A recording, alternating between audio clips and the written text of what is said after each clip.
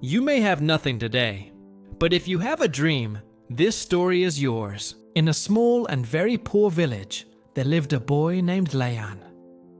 The people in this village worked in the fields all day long just to earn enough money to buy rice for the night. Liyan lived with his mother and younger sister. His father had passed away when he was only 6. His mother washed clothes in nearby houses to feed her children. Every morning, she woke up before sunrise, tied her hair with a broken clip, and walked to work.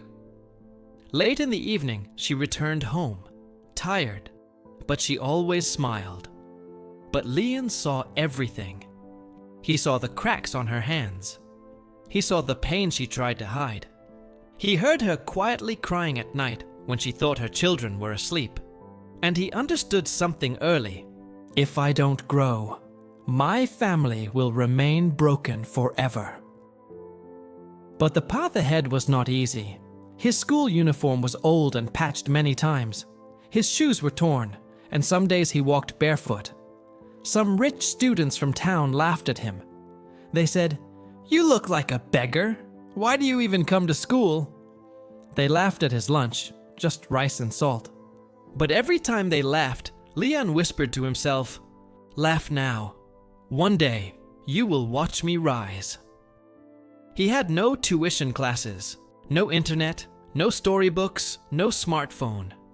But he had something far more powerful, a burning desire to learn. He studied under a small kerosene lamp. The smoke made his eyes burn, but he continued. Even when his stomach growled with hunger, he did not stop. His mother would say softly, "Son, sleep now. You will fall sick." But Liyan would smile. "Amma, if I sleep now, life will remain the same forever." She wiped her tears silently, because she knew he was right. Life became even harder. One year, their roof began to leak. Rainwater dripped directly onto his books, yet he protected them like something sacred. Another year, his little sister fell sick. The hospital was far, and they had no money for medicine. Liyan felt helpless. His heart broke. But instead of giving up, he held his sister's hand and whispered, "Not today, not tomorrow, but one day, I will fix our life. I promise." And that promise became his strength. When he finished school, everyone expected him to work in the fields. But Liyan refused to accept a future he did not want.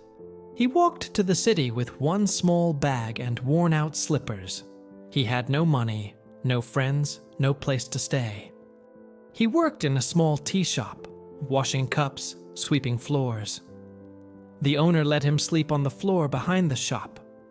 Every night, after work, he studied in the public library. He learned computers. He saved every coin. Months became years. He learned programming from free online lessons at the library. And then, one day, a company came to the city to recruit trainees. Many well-dressed, confident students applied. But when the test began, the boy who had studied under a smoky kerosene lamp answered every question with calm confidence. Liyan was selected. He worked harder than anyone else. He learned every day. He practiced until midnight. Slowly, his life changed. After 2 years, he became a full software developer. Years later, Liyan returned to his village. Not as a poor boy, but as a successful man. He bought a new pair of shoes for his mother. When he placed them in her hands, she cried uncontrollably. Liyan then opened a free learning center for children in the village. He stood before them and said, "I was once just like you. I had nothing, but I never stopped learning. If I can change my life, so can you." And the children believed him.